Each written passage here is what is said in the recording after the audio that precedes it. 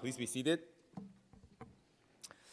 In the name of Lord Jesus Christ, we shall begin the first morning prayer of our spiritual convocation.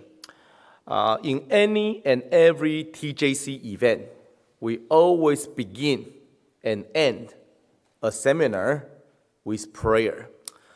Because unlike any other social events or any of your gathering outside from the church, we know the only reason that you are attracted to be here, the only purpose for you to be here is to find God. And the only way for you to find God in here is through prayer. Nothing but prayer. Only through prayer when you are able to touch God. Only through prayer when you are able to form an intimate, personal relationship with God that will continuously draw you back to all the church events. Many years ago, when I was still in TTP, when I was still a theological student, there was once that we were placed in one of the local church, and next to our local church is another denomination. So during the break time, one day during the break time, I linger around, and then I went to the next door denomination to check them out. Just curiosity. I grew up in TJC, so I'm familiar with TJC, but not that familiar with other denominations. So I decided to pay them a visit. So I linger around, I walk into their front entrance, and I look around. And I saw that in their front entrance, they also have a lot of publication, just like ours. And I saw that they have a schedule or a poster for their summer Bible camp. So out of curiosity, I just pulled it out and I read it. I read their summer Bible camp, okay? And you know what? In their schedule, in their Bible camp, you can't believe it. Morning, tennis. Afternoon, swimming. Evening, bonfire. Okay? I was looking, I was like, wow, that's a lot of fun. Right? And then I was taught, one of their, I don't know who he is, he just came out, and because he saw someone in the front, so he just came out and we were chatting. And I was looking at his, and he said, yeah, this is a great program. Only costs you $1,500. $1,500. Yeah, you know what? It's our favorite program. Many people like to bring their kids and leave the kids with us. Okay? And then as we further discuss, talking about it, and I said, oh, you know what? I came from the next door. We also have summer student event. And let me tell you about our schedule.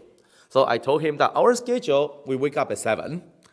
And then we have Bible study from 7:30 to 8. And then we have 1 hour prayer and class. And then noon prayer, class. And then evening prayer, dinner, and class. Okay?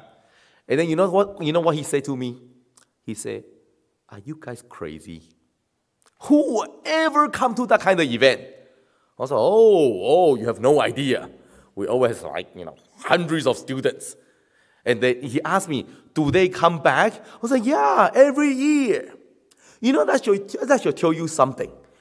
The world can only attract people with a lot of sports, fun stuff. But you are not here for that. The only way that you are attracted to come back to this event is only when you are able to feel God and touch God. But I know the first day is always the most difficult. Let me tell you, the first day, the second day, everything is difficult. Sleeping environment is difficult. Schedule is difficult. Waking up early is difficult. Long prayer is difficult. It's very common. It happens every time. The first 2 days is always the most difficult. Why? Because you are not used to it. You are not used to this kind of intensity of schedule. You are not used to this kind of long prayer because you don't do it at home. So changing of your sleeping pattern, waking up much earlier than you usually do, kneeling down much longer than you ever do at home, is very difficult. And it always shows in the first and second day. But for some, after they endure the first and second day and push all the way beyond the boundary, after they break through this wall, then after that, they were able to be elevated and truly enjoyed the event. But for some, first day is difficult, second day is terrible, third day is impossible, and they allow themselves to drag their way through this event. And every day just pray to God, Lord, how long? When can I go home? So you know what? As we said yesterday, different choice, different mentality, and different effort will determine what is the meaning of this student spiritual convocation to you and to the entirety of your life. Okay? So do not allow your physical tiredness to pull you back. From the very first prayer, we need to give all we got. Last night in the icebreaker, I heard many of you share about the goal, share about your goal. Why are you here? What do you want to get from here? And many of you say that, I want to feel God. And many of you say, I want to advance in my relationship with God. And many of you say, I want to build up a strong prayer with God. Good. Good for you. But talk is cheap. If you only ended with talk, oh, I talk, oh, I want, oh, I try, oh, I think, oh, I really want to get closer to God. You know, talk is very cheap. It's not about what you say. It's always about what you do. Okay? So in this morning prayer, you don't need to show anyone. You don't need to show me. You don't need to show your counselor. But you need to show yourself and show to God that you meant what you said last night when you make the determination and say, I am here to draw closer to God. Before we pray, let's share a passage from the Bible for our mutual encouragement. Let's turn to Song of Solomon. Song of Solomon, chapter 1. Song of Solomon, chapter 1, verse 1. Song of Solomon, chapter 1, verse 1. The Song of Songs, which is Solomon's, verse 2. Let him kiss me with the kiss of his mouth, for your love is better than wine, verse 3. Because of the fragrance of your good ornament, your name is ornament poured forth. Therefore, the virgins love you, verse 4. Draw me away. Verse 4, Draw me away. We will run after you. The king has brought me into his chambers. Okay? Song of Solomon is not something that we usually touch upon. Okay? We spend less time talking about Song of Solomon. But indeed, in fact, there are many important teachings regarding to the relationship between you and God in the Song of Songs. Okay? Song of Songs is a love story. It's a love story. It describes the relationship between the loved and the lover, which is also between you and God. How do you become the one that's greatly loved by God? How do you form an intimate bond, a close relationship with God? You need to read Song of Solomon. It will give you the answer. The reason I choose this passage was inspired or reminded by Sister Alice from last night, from her sharing last night in Psalm chapter 23. Our relationship with God is always a progress. It's a progressive move. Okay? Either you get closer or you get further away. But in here, in Song of Solomon, if you read it, it begins in verse 2. Him, then you, then we, at the end, I. Okay? In here, we see that this is a progressive move, that you are getting closer and closer and closer to your Lord. It begins with, oh, let him kiss me. Then it comes to, for your love. Then it says, we will. But at the end, that he brought me, he brought me into the chamber. So, as we said earlier, what is the relationship with you and God? Is he still a him out there? Yes, I know about him. Yes, I know that I know about this guy. I was taught since I was young. I born in TJC. But for you, is he always a him far away? Knowledge-wise, you know him. Personal-wise, you don't really have any relationship with him. Okay? So in here it says that from him to you and then to we at the end is I that enter into the chamber. But how do we form this, how do we progress or how do we advance ourselves in this relationship? There are a few things that we must pay attention to. Verse 2, here it says that, let him kiss me with the kisses of his mouth. Okay? So kissing is a very, very intimate act. Very intimate act between two loved ones. Okay? So then here it says, let him kiss me with the kisses of his mouth. Kiss is mouth to mouth. Very intimate, very intimate. So from the very beginning, you have to ask yourself, are you this close to your Lord? Are you receiving the words from his mouth? Are you inheriting the message that was given to you? Kissing.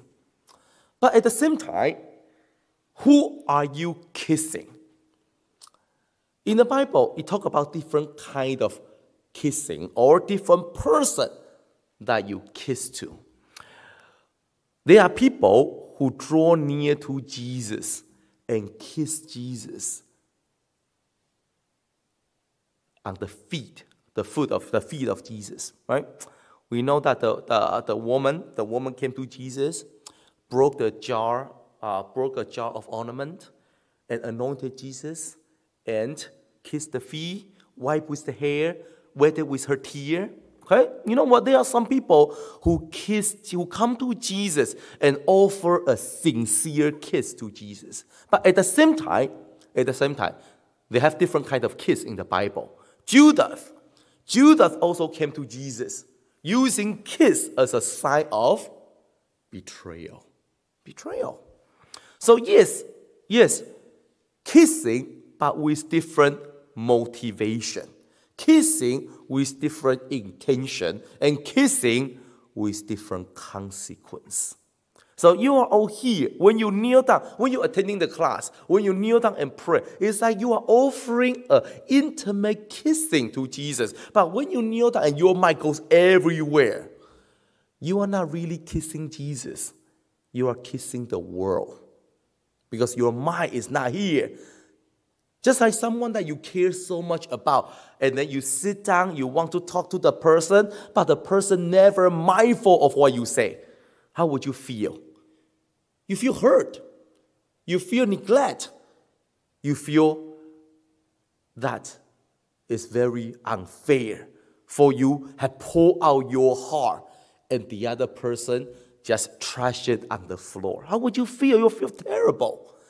Same thing when you come and kneel down, and when you want to, in your prayer, when you open this channel of prayer, Jesus Christ is all ready to listen to you. He wants to talk to you, he wants to listen to you. But if you show this attitude of, I don't care, I'm just here because I have to.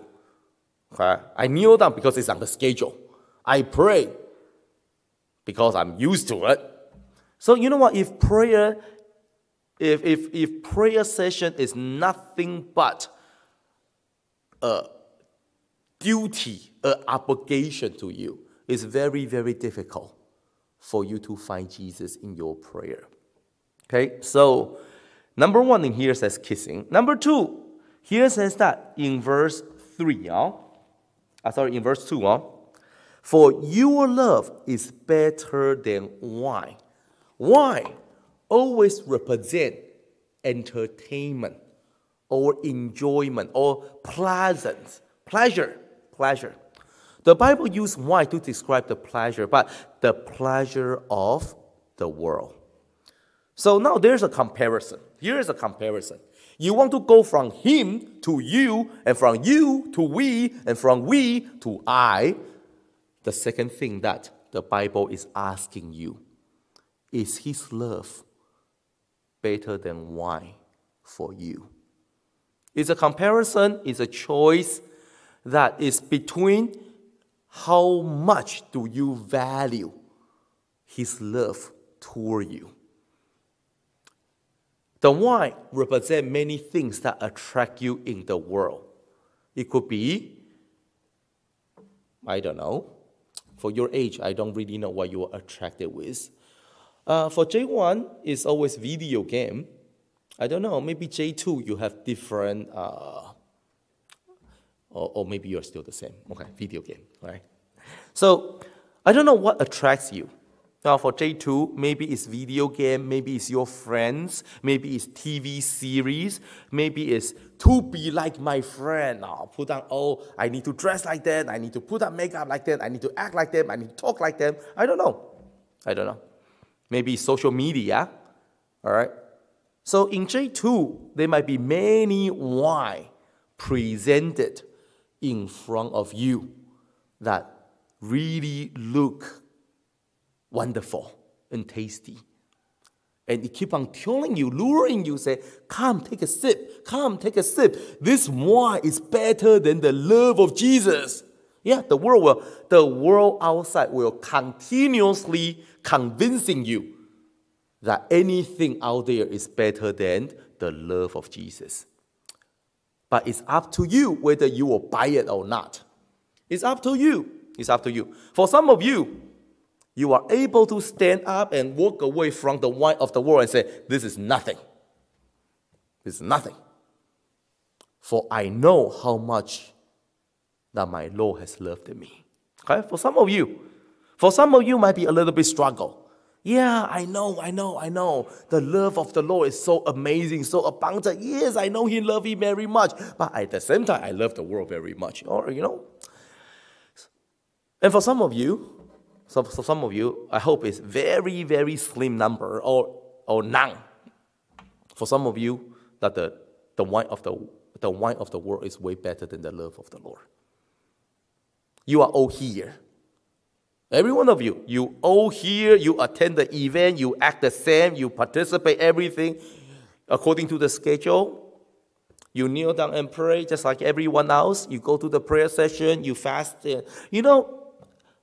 From the surface, maybe from us, from the counselor, from the teacher, we cannot tell. You all look the same. You all act the same. You are all sincere, God-loving, But only you know, and God knows, that out of all these three, what kind of person you are. So if you really want to get closer, you have to get close. If you want to get closer, that the love of the Lord must compel you. And then enable you to stand up and say, oh no, the love of my Lord is way greater than the wine of the world. So then here says that, for your love is better than wine. So you are here already.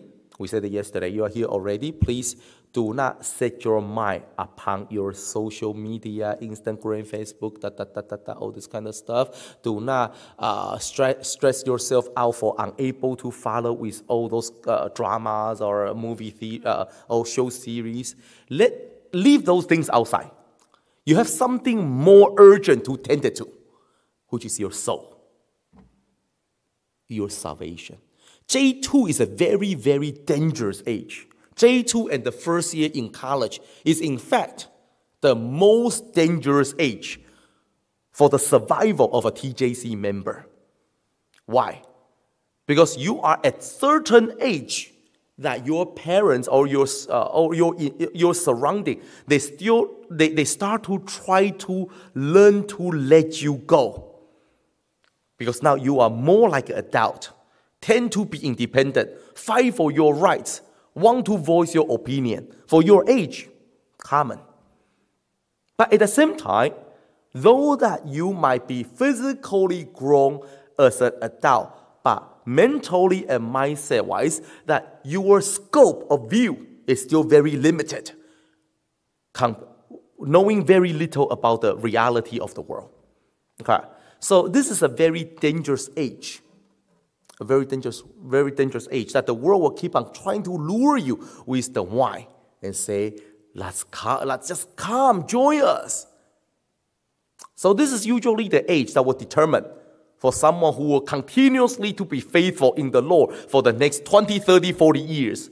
Or someone who will be always wish-wash and wobbling and uncertain. And the faith is always up and down, up and down, up and down. This is the age that determines everything. So please, there are very little of what we can do for you. Because at this age, you need to decide your own pathway. And you have to bear the consequence. Let's come back to Song of Solomon's. In verse 4, here it says that, draw me away, we will run after you. The king has brought me into his chambers. Okay? So then here, Solomon continued to educate you and I. What is the true meaning of intimacy? Here it says that, draw me away. Away from what? Away from the wine. Away from the world. Away from other people. So when you come to a prayer session, when you come and kneel down and pray, you need to be drawn away from the things of the world. When you kneel down, if your mind is still filled with all these things that attract you in the world, the prayer will end you nowhere. And I went through your age many, many years ago. Okay?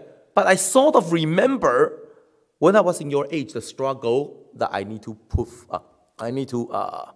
deal with. Yes. Sometimes you feel that, hey, I want to pray, but then my mind goes everywhere. So at the end, you feel this emptiness after prayer. You're like, oh, what did I just do?